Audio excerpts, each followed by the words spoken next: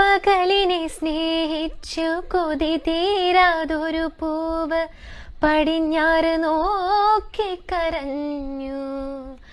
അവൾ മുഖമൊന്നുയർത്താതെ നിന്നു. പകലിനെ സ്നേഹിച്ചു കൊതി തീരാതൊരു പൂവ് പടിഞ്ഞാറ് നോക്കി കരഞ്ഞു. അവൾ പാതിമയക്കത്തിൽ നിന്നു. ഒരു കാറ്റുമേതലോടെ അറിയാതെ പാട്ടുമൂളി. ഒരു കാറ്റുമേതലോടെ അറിയാതെ പാട്ടുമൂളി. അതിലലിയാത്ത വേലോർമ്മയൻ ബാല്യം.